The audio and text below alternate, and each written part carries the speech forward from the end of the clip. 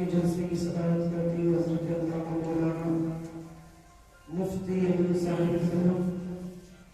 حضرت علامہ مولانا عمران رضا صاحب قبلہ، حضرت علامہ مولانا احمد رضا صاحب قبلہ،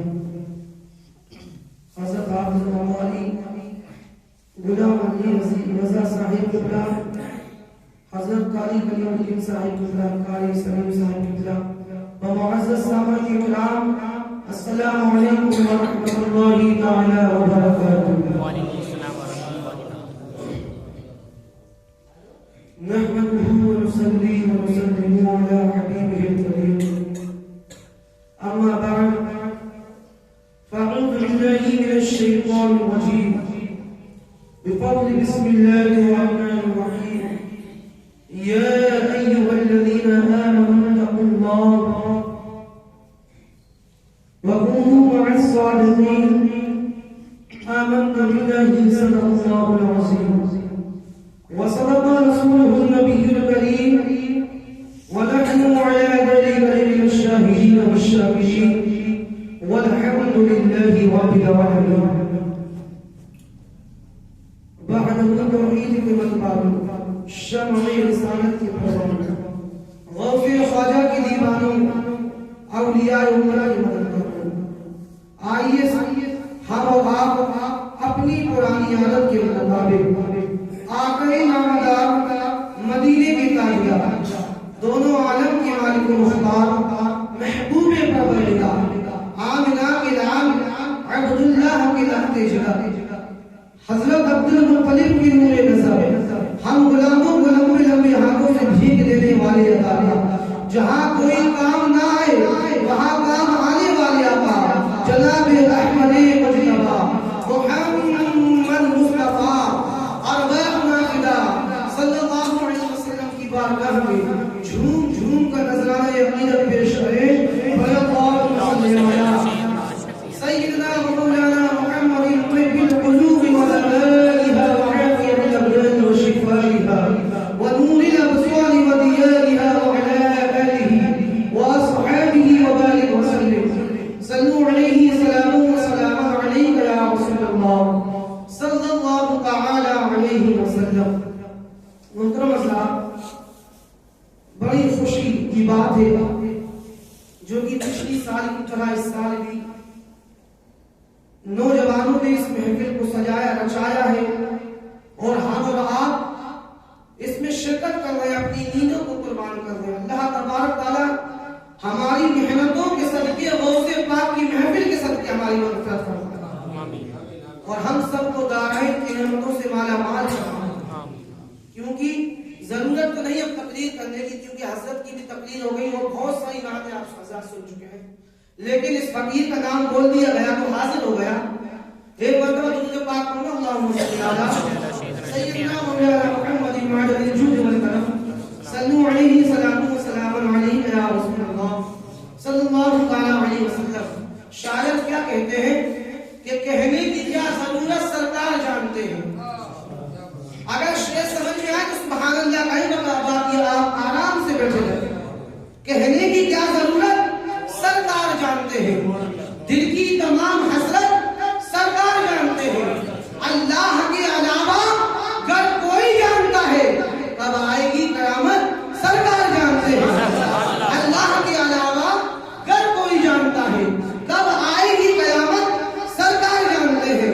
کہنے کی کیا ضرورت سرکار جانتے ہیں، اتنا ہی کہہ کے میں تو خاموش ہو رہا ہوں، کیا کیا ہے غوث اعظم سرکار جانتے ہیں، اتنا ہی کہہ کے میں تو خاموش ہو رہا ہوں، اتنا ہی کہہ کے میں تو خاموش ہو رہا ہوں، کیا کیا ہے غوث اعظم سرکار جانتے ہیں۔ آپ نے غوث اعظم کے کمالات کو سنا، آپ نے غوث اعظم کی کراماتوں کو سنا، غوث اعظم کی شان کو سنا، بس ایک شعر غوث اعظم کی بارگاہ میں پیش کر رہا ہوں، قسم خدا کی غوث اعظم کی زندگی کا عمل دکھ جائے گا۔ شاید نے کیا کہا ہے کہ جو در پہ آ گئے ان کو سنبھال لیتے ہیں، در پہ جانے کی ضرورت ہے۔ غوث اعظم کے بارے میں کیا کہا، جو در پہ آ گئے ان کو سنبھال لیتے ہیں، اور علی کے لال غریبوں کو پال لیتے ہیں، اور جناب غوث کو رب نے یہ مرتبہ بخشا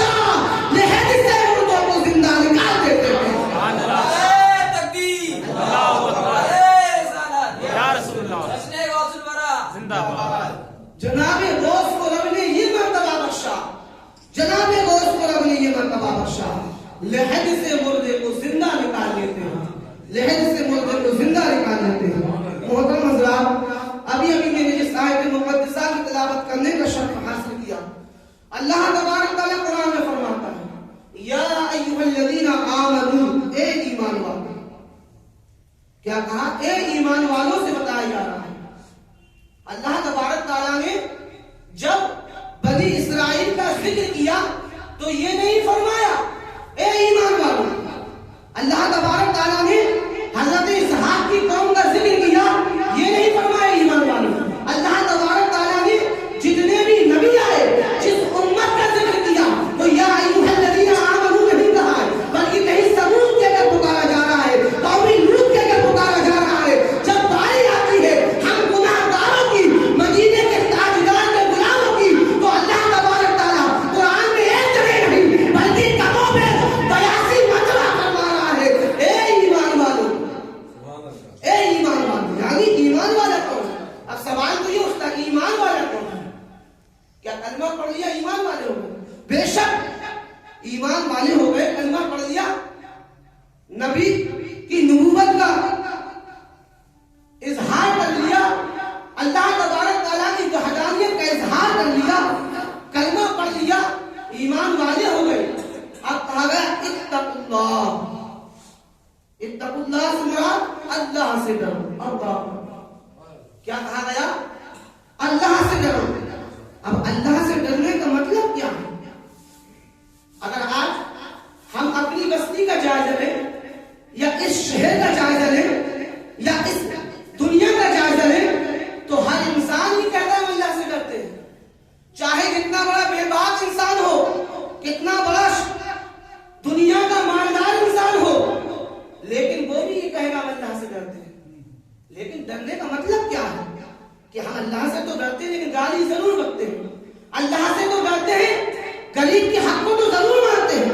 हम अल्लाह से तो डरते हैं, नमाजों को तर्क करते हैं। हम अल्लाह से तो डरते हैं, लेकिन अपने घरों में वो माहौल पैदा किए जो शैतानों का माहौल है। हम अल्लाह से तो डरते हैं, लेकिन हम अल्लाह को तो मानते हैं, लेकिन अल्लाह को नहीं मानते। हम अल्लाह को मानते हैं, लेकिन अल्लाह की अगर मानते तो आज जो मस्जिद में आप जगह खाली देख रहे हैं ना, तो कसम खुदा की यहां से लेकर बाहर तक पैर रखने की जगह ना हो। अगर हम अल्लाह नहीं मानते, हम अल्लाह को मानते हैं। इत्तकुल्लाह, अल्लाह से डरो। और डरने का मतलब क्या है? कि हमने अभी तौबा की, फिर वही गुनाह किया। डरने का मतलब क्या है? हजरत खालिद बिन वलीद रज़ियल्लाहु ताला अन्हु फरमाते हैं कि मैं आका की बारगाह में हाजिर था, एक आराबी सरकार की बारगाह में आया, अर्ज किया, या रसूल अल्लाह सल्लल्लाहु अलैहि वसल्लम, मेरे माँ बाप आप पर कुर्बान। क्या कहा? या रसूल अल्लाह सल्लल्लाहु, जैसा सहाबा की मोहब्बत को आप देखिए कि नबी से इश्क कैसा करते थे। जब नबी की बारगाह में जाते थे ना, तो पूछते क्या थे? वो बातें पूछते थे जिससे कि उन बातों को पूछकर उनके दिलों में ईमान का चिराग रोशन हो जाए। हम अपने इमामों से कौन से मसले पूछते हैं? शादी में कंगन बांधना चाहिए कि नहीं? शादी में मेहंदी लगाना चाहिए इमाम साहब के नहीं? अच्छा डीजे नहीं, ढोल बजा सकते हैं? ये मसले में इमाम साहब से पूछते हैं। फिर जाकर के कहेंगे इमाम साहब ने कहा। लेकिन सहाबा की जिंदगी क्या है? सहाबा ने बताया क्या है? नबी की बारगाह में सहाबी आए, क्या कहा? या रसूल अल्लाह सल्लल्लाहु अलैहि वसल्लम, मेरे माँ बाप आप पर कुर्बान।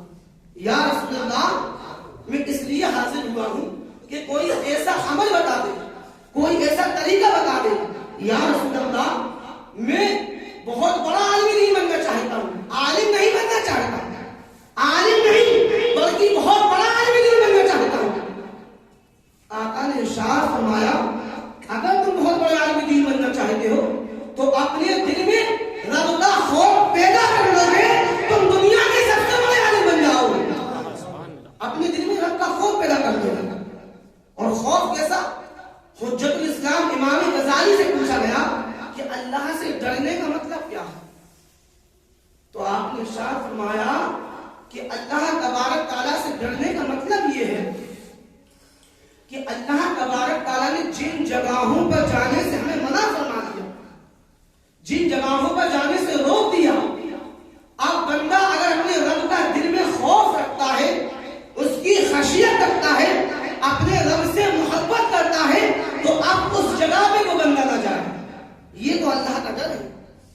ورنہ لوگ تو یہ سوچتے ہیں کہ امام صاحب سے بچ جائیں, اپنے باپ سے بچ جائیں, اپنے بھائی سے بچ جائیں, کمرے کے دروازوں کو بند کر دیں, ہمیں کوئی نہیں دیکھتا. قسم خدا کی میں کہتا ہوں, اگر تم 7 سمندر کے نیچے چلے جاؤ, وہاں پر بھی گناہ کرو گے تو اللہ تبارک تعالیٰ کی نگاہ سے نہیں بچ سکتے, کیونکہ رب کی پکڑ بہت سخت ہوتی ہے. تم ان اماموں سے بچ سکتے ہو, ان کی غیبت کر سکتے ہو, ان علماء دین کو ستا سکتے ہو, آپ اپنے باپ کی بات کو نہیں مان سکتے, لیکن جب رب پکڑ کرتا ہے, اِنَّ بَطْشَ رَبِّكَ لَشَدِيدٌ, یعنی تمہارے رب کی پکڑ بڑی سخت ہے. اور رب, اچھا بات آ گئی تو میں بتاتا ہوں, چلو رب کی پکڑ سخت تو ہوتی ہے, لیکن اللہ تبارک تعالیٰ پکڑ کب کرتا ہے؟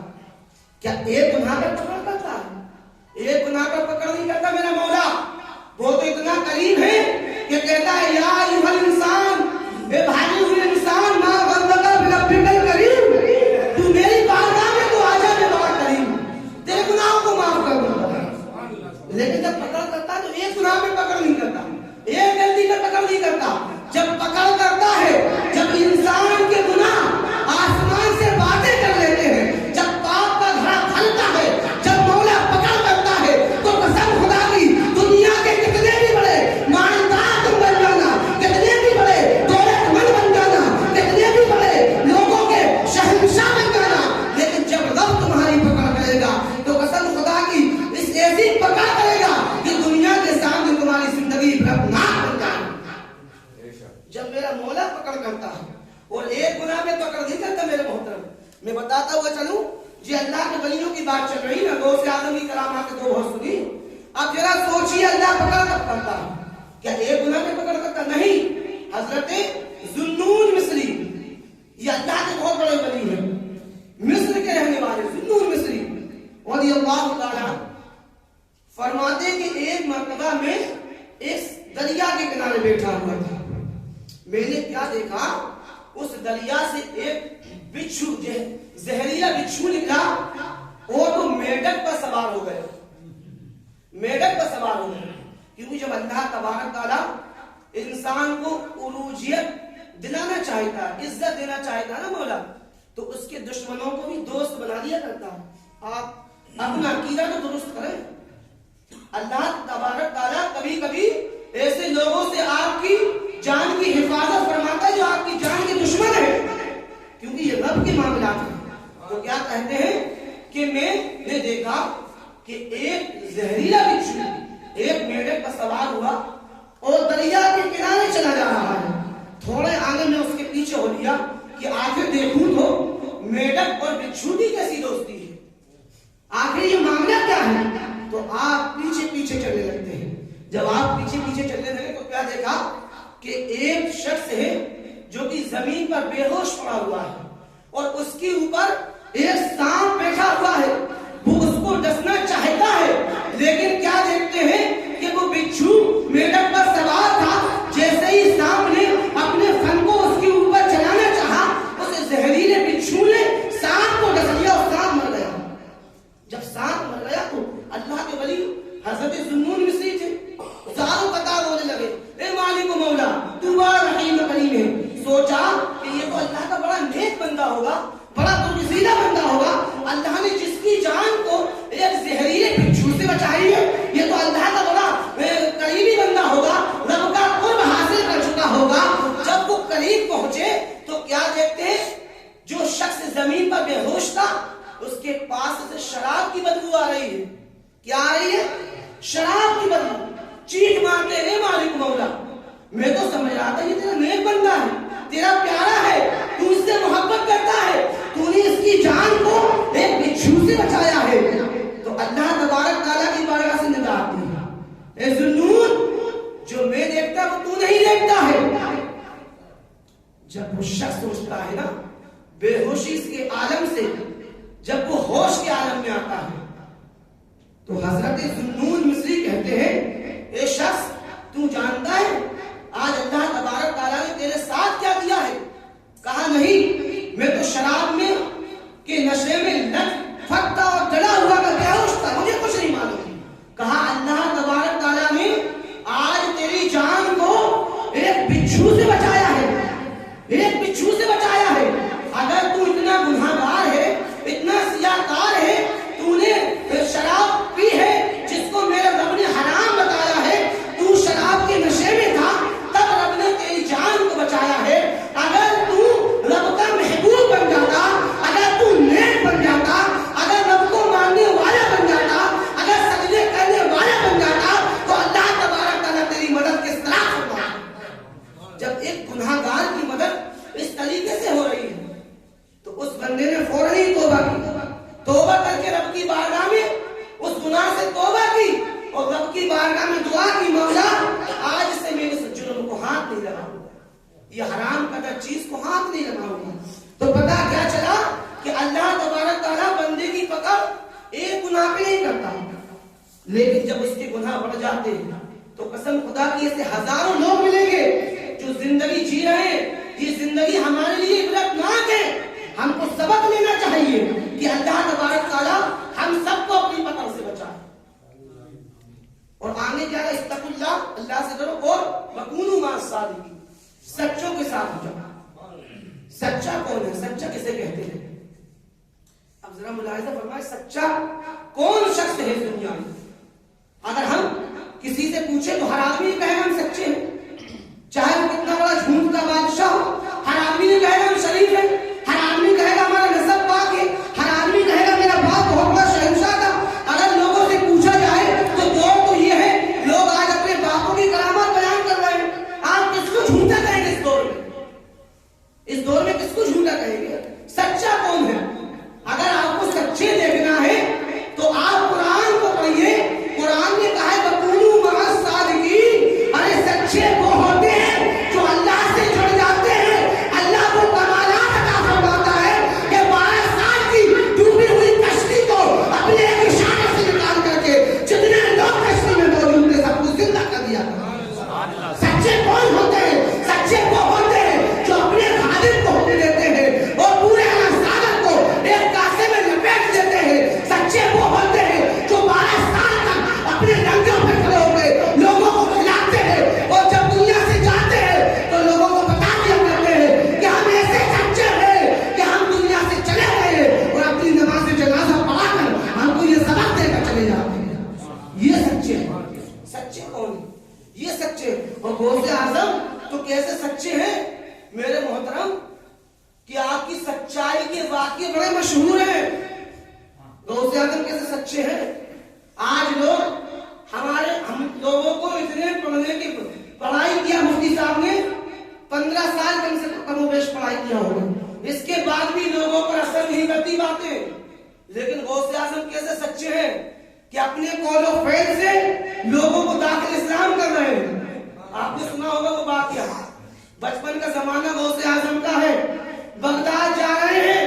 کس لیے جا رہے ہیں؟ تجارت کرنے کے لیے نہیں بلکہ پڑھائی کرنے کے لیے جا رہے ہیں. پڑھائی ادھر سے پتا چلتا ہے کہ اللہ کا جو ولی ہوا کرتا ہے نا, تو ولی بننے کے لیے عالم بھی ہونا ضروری ہے. غوث اعظم تو مدد صاحب ولی سب جانتے ہیں. اس وقت بھی ولی تھے جب ماں کے پیٹ میں تھے, اور جب ماں کے پیٹ سے باہر آئے تب بھی ولی ہے, آج بھی ولی ہے, قیامت تک ولی ہے. اور جتنے قیامت تک ولی پیدا ہوں گے سب کو جو ولایت عطا کی جائے گی وہ غوث اعظم کے صدقے میں عطا کی جائے گی. ایسے ولی غوث اعظم ہے, اتنی شان والے ہیں. لیکن معلوم ہے کہ اس دین کو سنبھالنے کے لیے محنتیں کتنی کی ہیں. ہم نے یہ تو سنا کہ غوث اعظم اپنی مریدوں کو جنت تک لے جائیں گے, یہ تو حق ہے, یہ بھی حق ہے. لیکن ذرا پہلو کا دوسرا پہلو دیکھیے اس واقعے میں. غوث اعظم نے یہ بھی فرمایا کہ جو بے نمازی اگر انتقال کر جائے نا تو اس کو مسلمانوں کے قبرستان میں دفنانے کی اجازت نہیں. یہ کون کہہ رہے ہیں؟ ہمارے غوث اعظم, جن کی 11ویں ہم کرتے ہیں نا اور بتاتے ہیں کہ ہم جنت کوئی وہ کھیل کھلونا نہیں, ہر کسی کو جنت مل جائے. جنت بازاروں میں ملنے والی چیزیں نہیں. آقا نے فرمایا تھا اے ابو بکر تم جنتی ہو, 10 صحابہ کو جنت کی بشارتیں دی. لیکن ابو بکر کی شان کا عالم کیا ہے کہ عمر کی نیکیاں تاروں کے برابر ہے. حضرت عائشہ نے پوچھا تھا اے ابا جان عمر کی نیکیاں اتنی ہے تو میرے باپ کی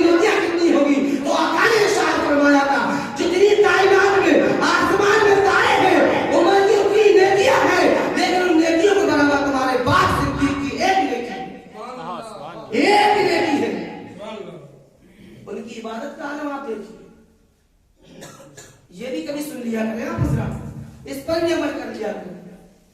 یہ حق ہے کہ اللہ کی رحمت بڑا کریم ہے, رحیم ہے, وہ چاہے تو اپنے ہر چیز پر کالے رحیمی کریمی کی صدقہ کفر میں غفار ستار بخش سکتا ہے, لیکن یہ نہیں کہ ہم بے بات ہو جائیں, بھول جائیں. تو کیا کہا غوث اعظم نے کہ مسلم قبرستان میں دفنانے کی اجازت نہیں, کیوں؟ اس لیے آپ کے مریدوں نے پوچھا آپ کیوں؟ کہا معلوم ہے جب بے نمازی مسلم قبرستان میں دفنایا جاتا ہے اور اس کے بغل میں جو مردے لیٹے ہوئے ہوتے ہیں, اور جب اس بے نمازی پر اللہ کا عذاب نازل ہوتا ہے تو ان نیک کاروں کو بھی اس عذاب پہنچ جاتا ہے. اس لیے یہ حکم ہے, غوث اعظم فرماتے ہیں کہ جب کوئی بے نمازی مر جائے تو مسلم قبرستان میں دفنائے. اور غوث اعظم اتنے بڑے عالم, اتنے بڑی کرامتوں اور فائز کتب غوث ابدال سے بھی پڑھ کر غوث اعظم تو کتب پیدا کیا کرتے تھے. اگر کرامت بتانے پہ ہم ابھی یہ گھنٹہ لگ جائے گا, لیکن بتانا کیا چاہتا ہوں, یہ مرتبہ آپ کو کیسے ملا؟ ہم اپنے بچوں کو اسکول بھیجتے ہیں, مدرسے بھیجتے ہیں, امام صاحب نے چلا دیا ارے حضرت ہمارا بچہ بڑا کمزور ہے, دماغ کا بڑا کم ہے. لیکن غوث اعظم کی ماں کو دیکھیے آپ کہ جب اللہ کی دین کی باری آتی ہے نا تو غوث اعظم کی ماں کا معاملہ کیا ہے کہ جب غوث اعظم چلے گئے بغداد پڑھنے کے لیے, اور جب واپس بغداد سے جیلان آئے تو رات کا دوپہر تھا, آخری حصہ تھا, اور بغداد جیلان کوئی پاس میں رہنے والا نہیں, بلکہ اس وقت نہ تو کوئی سادن تھا نہ اتنی سہولتیں تھی, لوگ پیدل سفر کرتے تھے. اگر آج ہم گاڑی سے سفر کریں گے تو کم سے کم 2 سے 3 دن لگ جائیں گے, اتنی دور کی دوری. اور غوث اعظم رات کے وقت آئے, اپنے دروازہ کھٹکھٹایا, آپ کی ماں نے کہا کون؟ کہا اے ماں عبد القادر آیا ہے. کہا عبد القادر تمہاری پڑھائی مکمل ہو گئی؟ کس نے کہا؟ غوث اعظم کی ماں نے. تمہاری پڑھائی مکمل ہو گئی؟ کہا ماں نہیں, آپ کی یاد ستا رہی تھی اس لیے چلا آیا تھا. آپ کی ماں نے فرمایا اے عبد القادر میں نے تمہیں ملنے کے لیے پیدا نہیں کیا, اللہ کے دین کے لیے پیدا کیا ہے. جاؤ چلے جاؤ, میں تم سے نہیں مل سکتی, جب تم مکمل پڑھ کے آنا تب میرے پاس آنا. اگر میں زندہ رہی تو ٹھیک ہے, نہیں تو قیامت میں ملاقات ہوگی.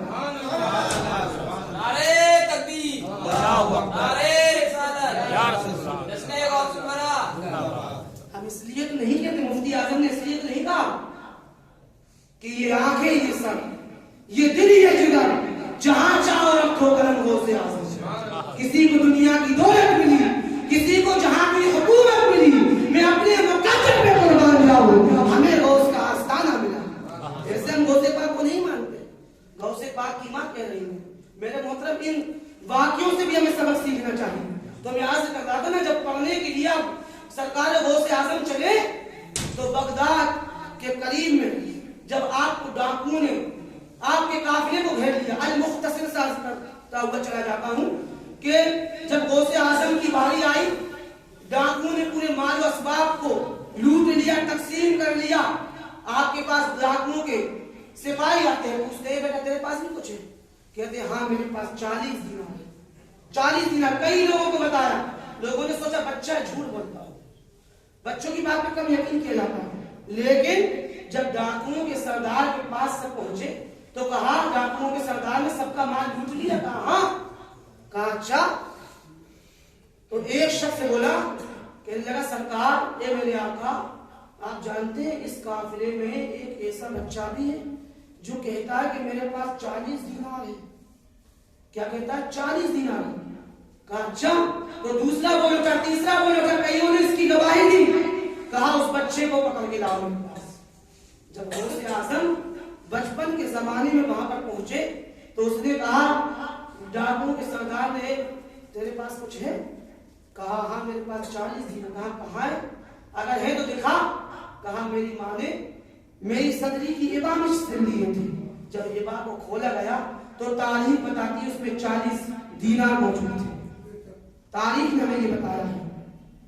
جب یہ دیکھا تو ڈاکوؤں کا سردار کہنے لگا بیٹے لوگ تو چور چکوں سے اپنا مال کو بچاتے ہیں, تم نے سچ کیوں بول دیا؟ تم نے کیوں بتایا؟ اگر چاہے کہ یہ مال بچ جاتا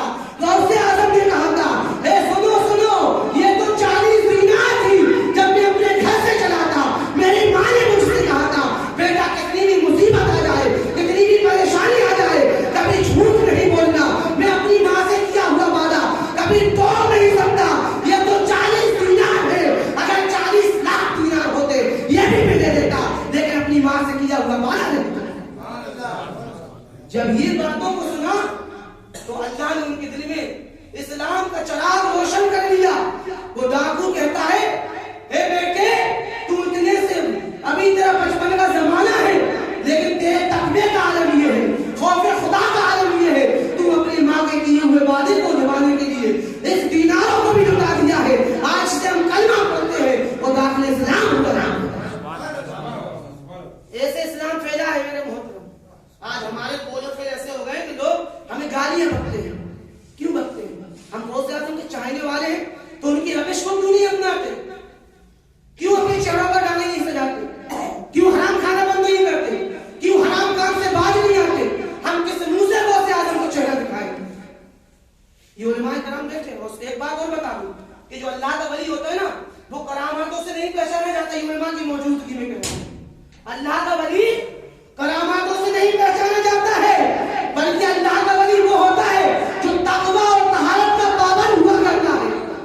وہ اللہ کا ولی بنتا ہے. جو اپنے نفس کو مانتا ہے وہ اللہ کا ولی بنتا ہے. جو دنیا کو چھوڑ دیتا ہے اللہ اس کے رسول کی خاطر وہ اللہ کا ولی بنتا ہے. جو اپنی زندگی میں اپنی نفس سے جہاد کرتا ہے وہ اللہ کا ولی بنتا ہے. اس کو کہا جاتا ہے حضور غوث اعظم. وہ غوث اعظم ہے میرے محترم. تو غوث اعظم کی صرف کراماتیں نہیں سننا, ایک مزاج پیدا کیجیے, ایک سوچ پیدا کیجیے, ایک نئی سوچ پیدا کیجیے اپنے دماغ میں کہ ہمیں غوث اعظم کی صرف کراماتیں سن کر اور بس کراماتوں تک محدود نہیں رہنا ہے بلکہ غوث اعظم کی تعلیمات تک پہنچنا ہے. غوث اعظم کی تعلیمات پر بھی دیکھنا ہے غوث اعظم نے کتنی محنت دی تھی. غوث اعظم اتنے سنتوں کے پابند تھے اپنے نبی کے کہ ایک ایک سنت پر عمل کیا کرتے تھے. میرا محترم ایسے غوثیت نہیں ملتی. بس ایک بات بتا کے میں اپنی بات ختم کرتا ہوں.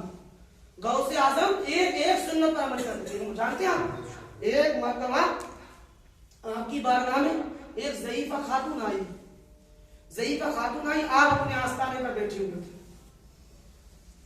جب وہ ضعیفہ خاتون آئی آپ نے اپنے مریدوں کو الگ کر دیا اور اپنی چادر کو اتار کر اس کے سامنے بچھا دیا. وہ ضعیفہ خاتون بیٹھ گئی اور غوث اعظم کیا دیکھتے ہیں مرید کہ غوث اعظم اس ضعیفہ سے باتیں کر رہے ہیں. پوری توجہ اس ضعیفہ کی طرف ہے, بوڑھی عورت کی طرف ہے, پوری طریقے سے اس کی باتوں کو ملاحظہ فرماتے ہیں. جب وہ ضعیفہ چلی گئی نا تو آپ کی مریدوں نے پوچھا تھا اے میرے آقا, اے میرے پیر, اے حضور غوث اعظم, یہ ضعیفہ کون تھی جس کے لیے آپ نے اپنے اتنے خاص مریدوں کو چھوڑ دیا؟ پوری توجہ کے ساتھ اس سے باتیں ملاحظہ کر رہے تھے, آپ اس کی باتوں کو بغور سماعت فرما رہے تھے. تو حضور غوث اعظم نے کہا یہ کوئی عام عورت نہیں تھی میرے غلاموں, یہ میری دائمہ تھی جو میری بارگاہ میں آئی تھی. اور کیوں نہ غوث اعظم کرتے, جب حلیمہ سعدیہ میرے آقا کی بارگاہ میں آتی تھی تو میرے آقا اپنی مزمل شریف چادر کو ان کی بارگاہ میں پیش کر دیا کرتے تھے اور ساری توجہ اپنی دائیں ماں حلیمہ سعدیہ کی طرف فرمایا کرتے تھے. تو غوث اعظم بھی اپنی دائیں ماں کی طرف پوری توجہ فرمایا. اور میرے آقا کو معلوم کتنی محبت کی عبادت سے. آج لوگ جمعہ کی نماز پڑھ کے سمجھتے ہیں بہت بڑے تاجدار بن گئے. میرے محترم عبادت کیا میرے آقا سے پوچھو. اللہ نے قرآن میں سورہ مزمل کو نازل فرمایا. اللہ تبارک تعالیٰ کے پیارے حبیب کو عبادت سے اتنی محبت تھی کہ آپ رات رات بھر عبادت کیا کرتے تھے. اللہ تبارک تعالیٰ نے سورہ مزمل کو نازل فرمایا, کہا یا ایھا المزمل قم اللیل الا قلیلا نصفہ او انقص منہ قلیلا. اے محبوب آپ رات کے تھوڑے حصے میں عبادت کر لیا کریں, آپ آرام کیا کریں. میرے آقا سے میرا رب فرما رہا ہے اے میرے محبوب آپ عبادت کو کم کر دیں, رات کے تھوڑے حصے میں عبادت کر لیں کیونکہ آپ آرام فرما لیں. میرے آقا کو عبادت سے اتنی محبت تھی لیکن آج ہم امتیوں کو کتنی محبت ہے. ہماری نمازوں کا حال کیا ہے, ہمارے کام کا حال کیا ہے, ہماری زندگی کا حال کیا ہے. میرے محترم غوث اعظم ایسے غوث اعظم نہیں بنے, ایک ایک سنت پر عمل کیا. اور جب غوث اعظم کی بارگاہ سے وہ ضعیفہ چلی گئی نا تو صحابہ نے پوچھا یہ کس لیے آئی تھی, یہ ضعیفہ ماں آپ کے پاس کس لیے آئی تھی؟ اے حضور غوث اعظم ذرا بتا تو دیجئے. تو غوث اعظم نے فرمایا وہ ضعیفہ ماں اس لیے آئی تھی کہ جب میں بچپن میں چھوٹا سا بچہ تھا جب میں گود میں تھا تو میری ماں یہ کہنے کے لیے آئی تھی، یہ میرا کمال دیکھنے کے لیے آئی تھی ہے عبد القادر، جب تو بچپن میں چھوٹا سا تھا اور میں تجھے اپنی گود میں بٹھایا کرتی تھی، دودھ پلایا کرتی تھی اور تو میری گود سے چھلانگ مارا کرتا تھا تو سورج میں غائب ہو جایا کرتا تھا۔ غوث اعظم کو دیکھیے، ہماری گود میں بچہ ہوگا، چھلانگ لگائے 2 فٹ کی دوری پر، زیادہ بڑا ہو 4 فٹ کی دوری پر، وہ گرے گا تو سر ٹوٹ جائے گا۔ لیکن غوث اعظم کی کو ملاحظہ فرمائیں، آپ کی دائیں میں نے کیا کہا ہے غوث اعظم کہ عبد القادر جب آپ چھوٹے سے تھے تو آپ چھلانگ لگایا کرتے تھے تو آپ سورج میں غائب ہو جایا کرتے تھے، تو میں اس لیے آئی ہوں کہ میں اب بہت ضعیف ہو گئی ہوں، پتہ نہیں میں کب انتقال کر جاؤں، میں یہ کمال کو ایک بار اور دیکھنا چاہتی ہوں، ایک بار اور دکھا دیجیے عبد القادر۔ یہ دل میں تمنا ہے، یہ دل میں حسرت ہے، دل میں آرزو ہے، یہ منت لے کر تیری بارگاہ میں آئی ہوں۔ غوث اعظم نے ارشاد فرمایا، اے میری دایا ماں، وہ میری کمزوری کا زمانہ تھا جب میں بچہ تھا، چھلانگ لگاتا تھا، سورج میں غائب ہو جاتا تھا، لیکن اللہ نے عبد القادر کو اب وہ طاقت عطا فرمائی ہے کہ جب سورج صبح کے وقت طلوع ہوتا ہے تو سب سے پہلے عبد القادر کی بارگاہ میں جھوم کر قدموں کو جھوم کر کے آسمان میں طلوع ہو جائے گا۔ یہ غوث اعظم کا مقام ہے، یہ غوث اعظم کی شان ہے۔ کہاں میرے غوث اعظم کو دیکھیں گے؟ تو میرے محترم، بس میں یہی ایک سبق آپ کو دینا چاہتا ہوں کہ غوث اعظم کی تعلیمات پر عمل کیجیے۔ آج دنیا میں